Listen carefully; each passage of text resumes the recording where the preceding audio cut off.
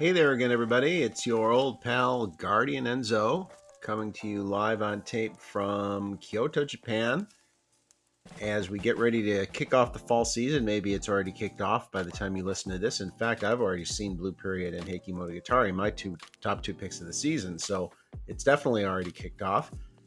I'm here with another edition of Enzo Loves Manga. This is episode 5, although we've done a few other manga-related videos also, like the Akatsuki no Yona tribute.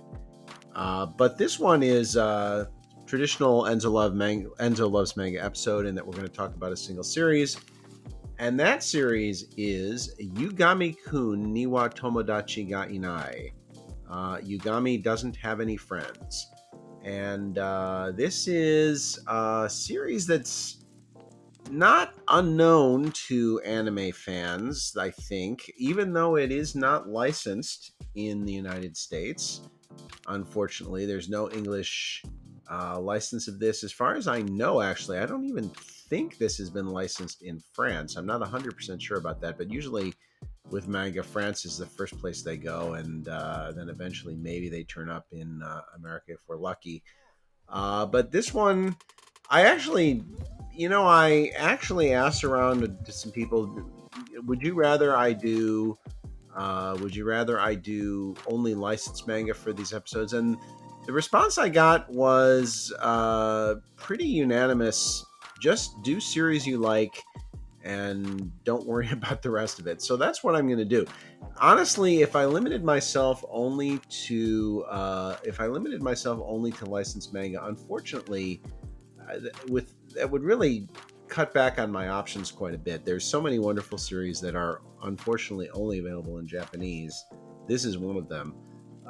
This is by an author named Sakura Jun.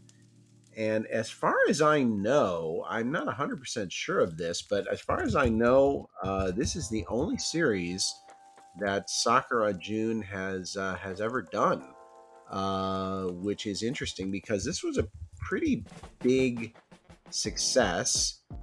It was serialized for something like 7 years, and it ran in Shonen Sunday and Shonen Sunday S at various times during its run. And it even got a couple of animated commercials back in the day, 2013 to 14, which were just did a little short. Sometimes you see manga get these. They tease you like, oh, we're thinking of doing an anime, but of course they never did an anime for this. And they're halfway interesting. There's also a drama CD that I'm pretty sure somebody has translated, but this is pretty much a manga experience. The series ended in 2019. It ran from 2012 to 2019. I'm assuming that Sakura Jun, who is probably female, but I don't know that for sure either. That's not officially listed anywhere as far as I know. We'll do another series at some point, but so far, no. And this is a story about a boy named Yugami Yuji and a girl named Watanuki Chihiro. And when you say that it's a baseball series, it's really deceptive because baseball is a theme here for sure, because Yugami-kun, the titular character, is the captain of the baseball team for Kamihoshi High School. But the story is about relationships, and it's about cliques, and it's about adolescence. It's about a lot of things, and baseball is a relatively small part of it.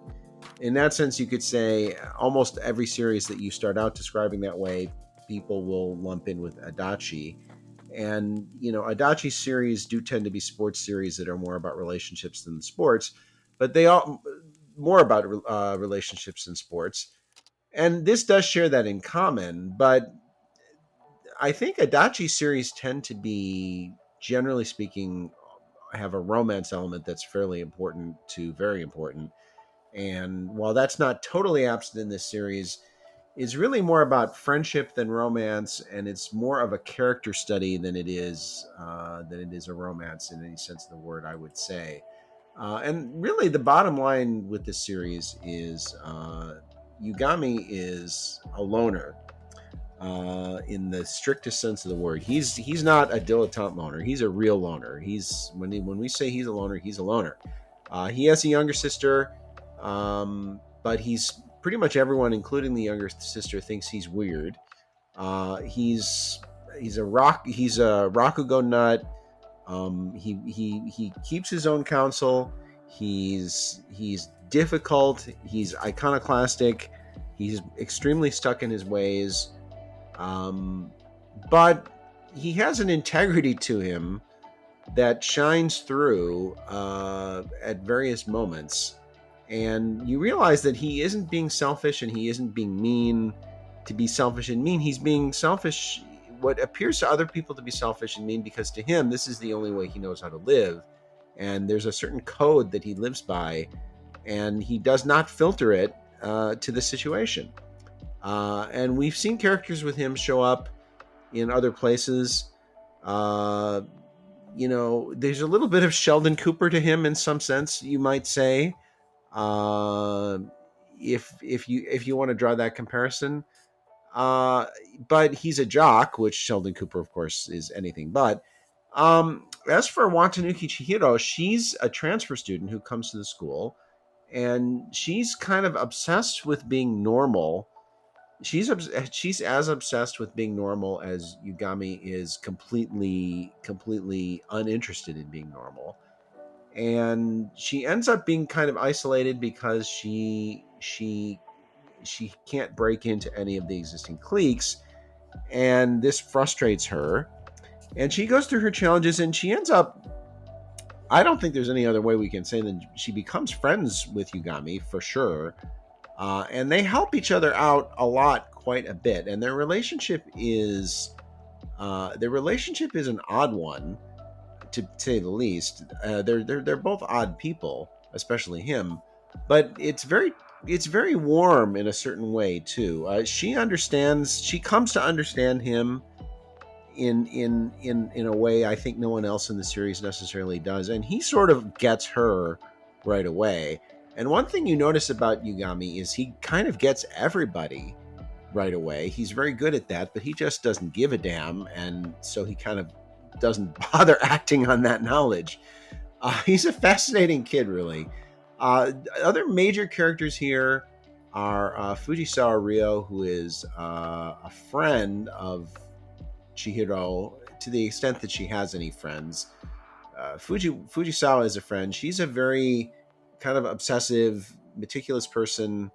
The romance angle certainly flows through her, not exclusively, but she's kind of the conduit through which it runs. Very interesting side character, very interesting supporting character. And the other major supporting character is a boy named Kadota Haruki, who's a first year on the team. Yuji, and Chihiro are second years. And Kadota is a first year, and he's on the baseball club as well. And unfortunately for him, because he knew Yuji when he was in Little League, they were in Little League together, he gets sort of roped into being the catcher and the general dog's body for Yugami-kun, because no one else wants to do it, and he drives everyone crazy. And because Kadota knows him from olden days, and because he's a first year, he more or less gets drafted into this role, whether he wants it or not. And he's, in many ways, the most superficially normal character of the main cast. But Kadota is very interesting too, because he has his own quirks and his own idiosyncrasies that slowly reveal themselves over the course of the series. And it's these four are really the main players in the series, and there's other people who sort of weave in and out of the plot orbit, like the sister and other people. Even the parents play a little bit of a role. The baseball club manager, Kazumi-san, she's a fairly important character. But it's really those four who are the main characters, and Chihiro and Yuji who really drive the story.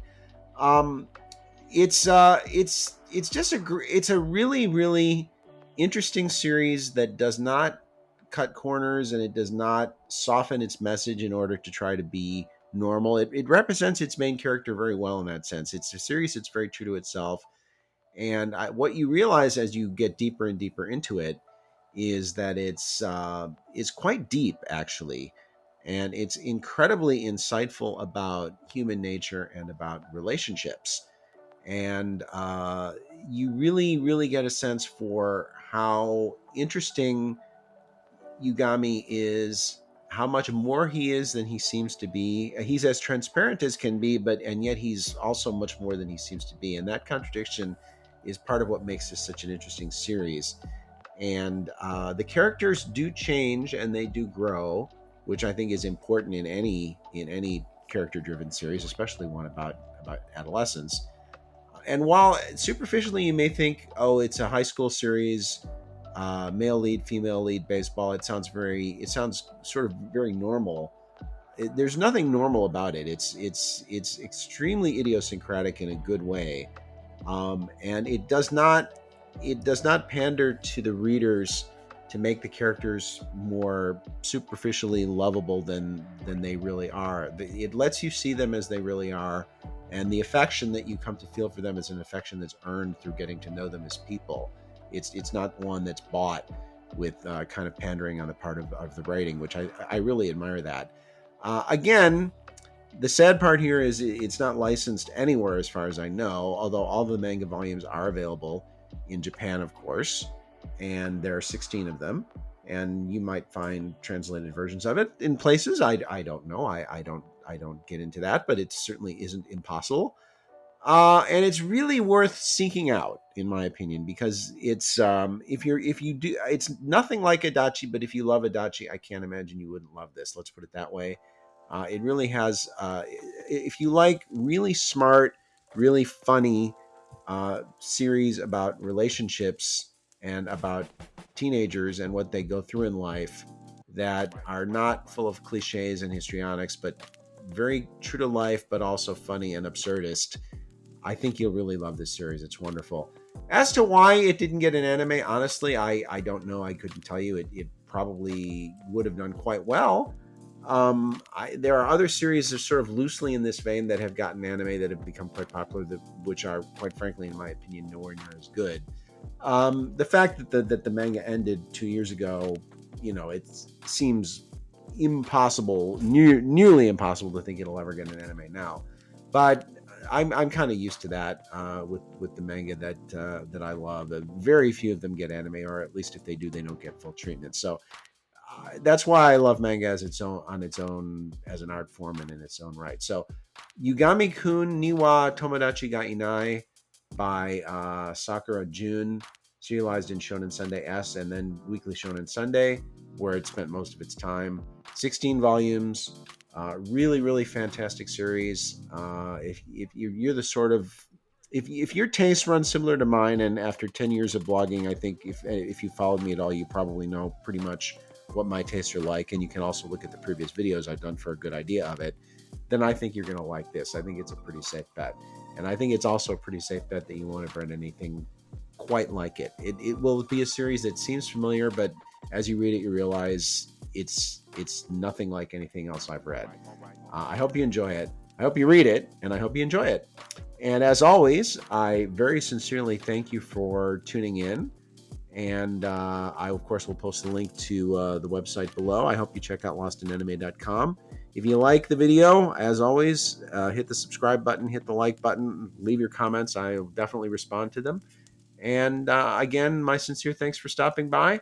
Hope you guys have a great fall, and we'll see you in the next video. Stay frosty.